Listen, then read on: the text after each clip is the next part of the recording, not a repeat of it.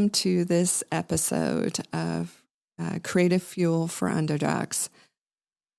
This episode is about joy.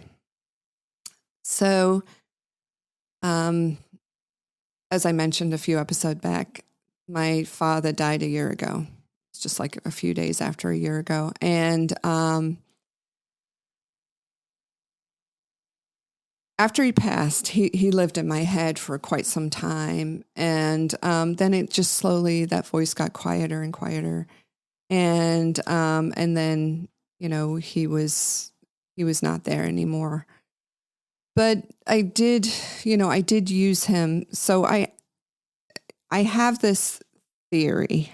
And again, I will tell you theories and I will tell you experiences of proved theories, but I'll tell you when I can't completely correlate the two. So I believe that there's this, when we have this idea generator, which is this channel, which you could call the creative flow, but it's this whole channel that is, it's not in your head. It's the energy, it's the ideas, it's the flow of inspiration that's before it becomes a thought. So it's this whole flow, and that I believe that we can invite people into that channel. So you can, if you're working on something that there's a famous person like, say, Michelangelo or Einstein or something like that, you can invite them into your channel to feed, and it can be people that are alive too. It doesn't have to be people that have passed, that you can invite them into your channel to give you a specific flow of ideas. And they can then inspire you. They can be feeding the ideas. Now, again, this is theory. I haven't been able to prove it, but I've had experiences that align with it. So, I've been developing these programs for 8 years, and just this whole entire last year, I've been putting together what the podcast might look like, how they're going to be, and then I've started to, record them, but it took me a while to figure out how to record these properly, and my friends here at 𝗙𝗿𝗶𝘁𝗶𝗃, I don't know how to pronounce it. Nick's giving me the thumbs up. So they helped make this easy. So they made it really easy for me to just come in and just talk. And, then I'm, going to be bringing in guests, and made that easy for them because they've got different locations here in just in Hudson and then in Cleveland. And I have a lot of guests in Cleveland. So it makes it wonderful for us. So anyway, so the one thing I did was I was really struggling with an episode, like what should my next episode be? What should it be? So I went to sleep. And I invited my dad to, I asked my dad to come in and give me some inspiration. What should it be? And he came in and he said, it's joy, and every day should feel like Christmas. And this is Christmas week or Christmas. And so this is the perfect week to talk about that. So my inspiration, so the idea is that there is this channel that you can be in. You can get out of your head. You can go into this channel, and I call it the non-judgment zone. And I've actually trademarked the clear thinking channel because it's a place that you can think clearly instead of having all these feelings, all this judgment attached to it. It's just complete non-judgment zone. And it actually makes you feel good when you're there. So when you're doing brainstorming, or you're doing your idea list, or you're recording ideas of how to solve a problem into, say, your voice recorder or something like that, that when you start in this idea flow and you don't judge, you don't want to get back into judging any ideas. You just want ideas that are and get crazy, get outrageous. And we'll do a lot more brainstorming in future episodes, but really just go nuts. And then think of it use my alien theory. If I was an alien out there looking at this saying, how would I solve this problem? Or how can I look differently at this problem? Or if I was, the current president, how would I look at this problem? Or you're looking at different people, obscure people. How would Mother Teresa look at this problem?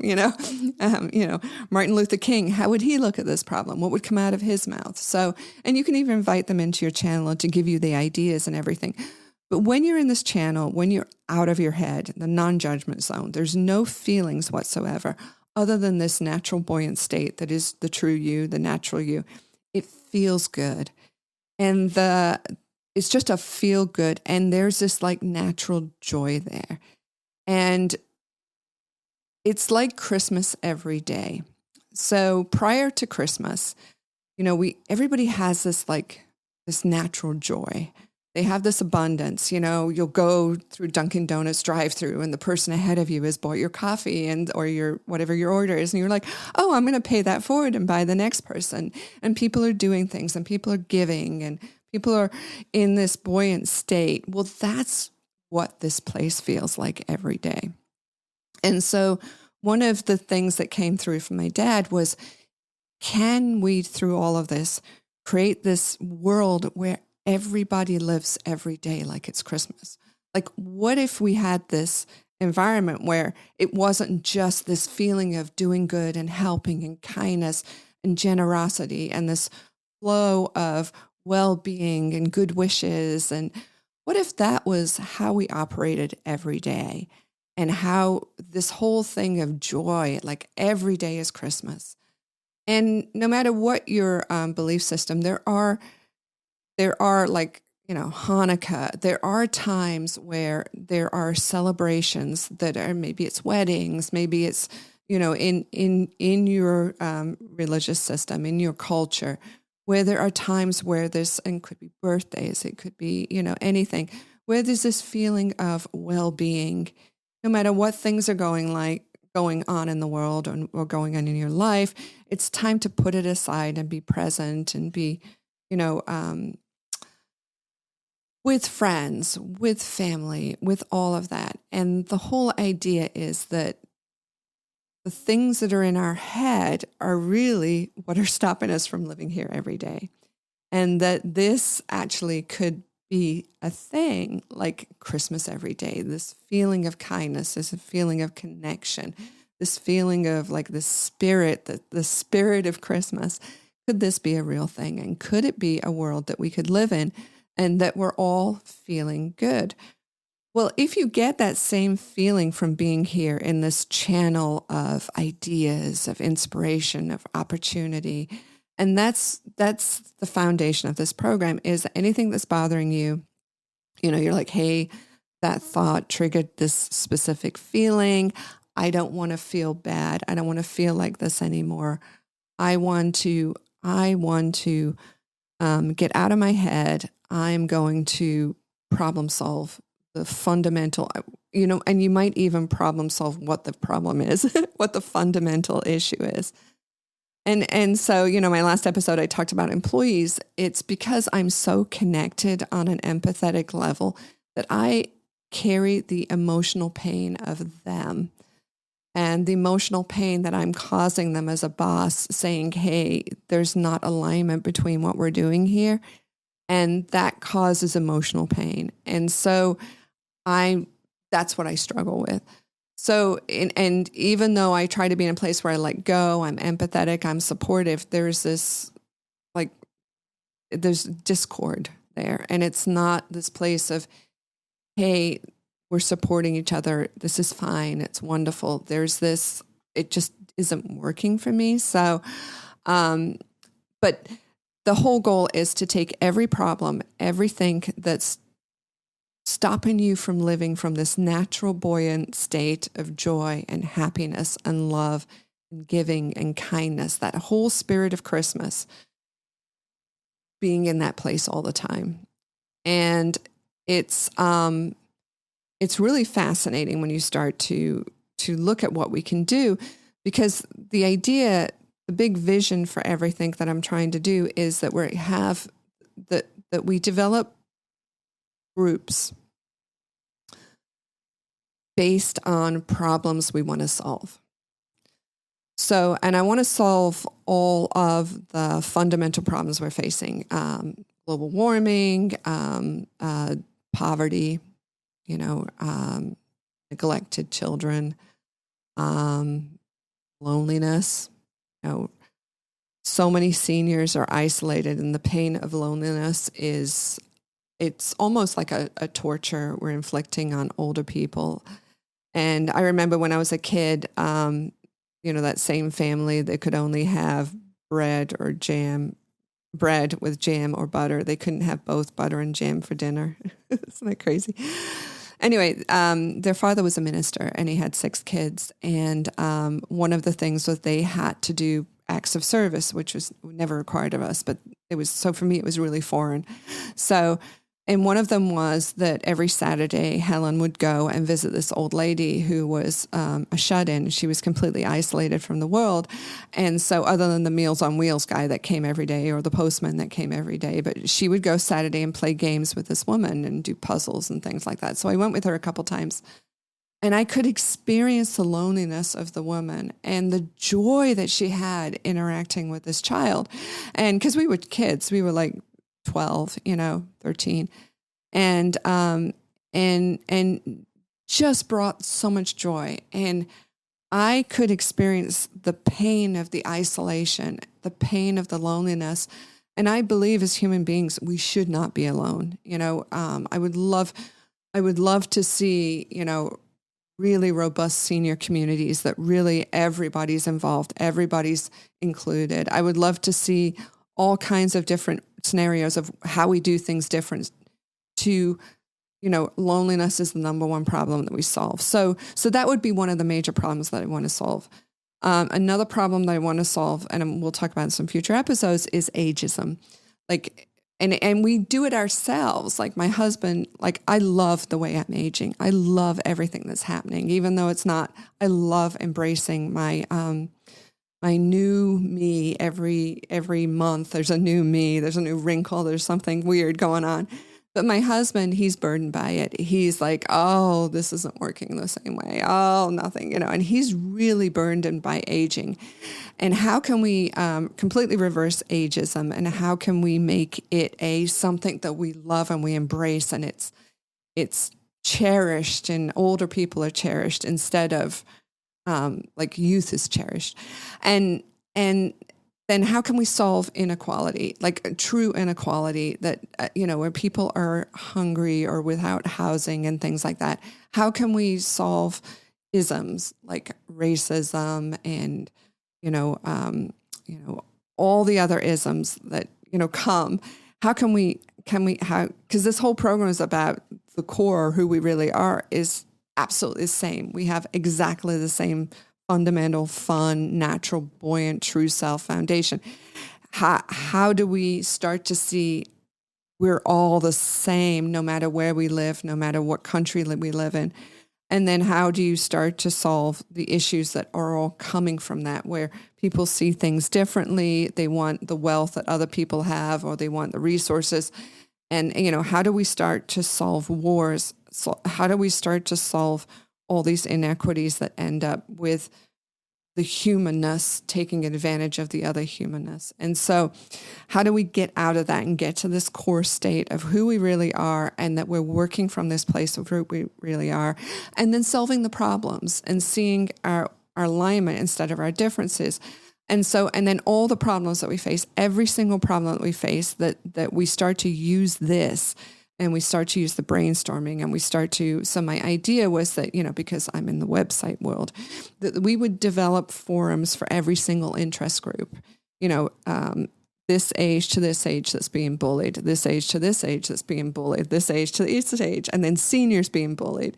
And, and that we would solve the problems. I don't believe humans are meant to be alone. I don't believe that there's so many things that we can solve.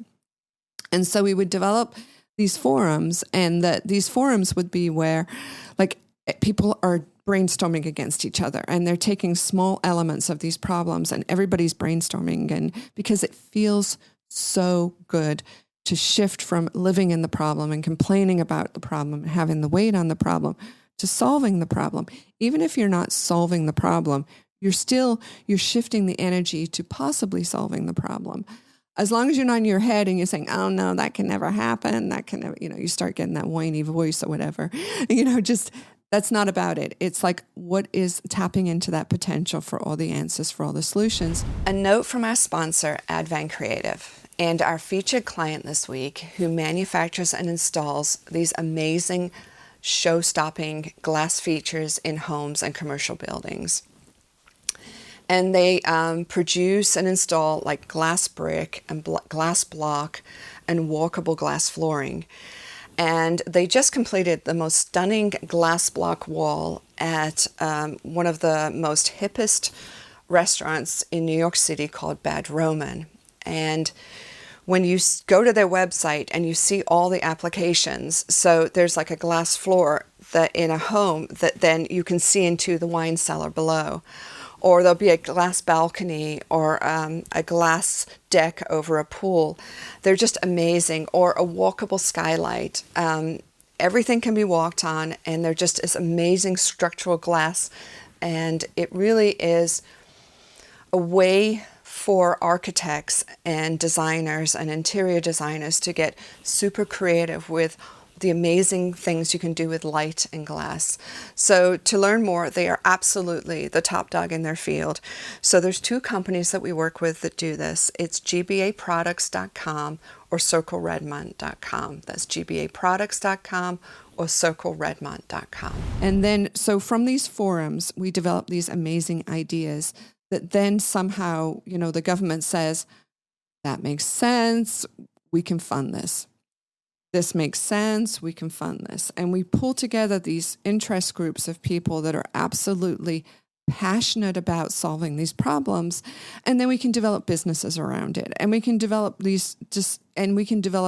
business about teaching advanced problem solving and brainstorming in schools, developing programs that really dial in, identify everybody's unique learning, and then showing them the systems that, yes, this is unfair. You have to put in more work, but you can still learn.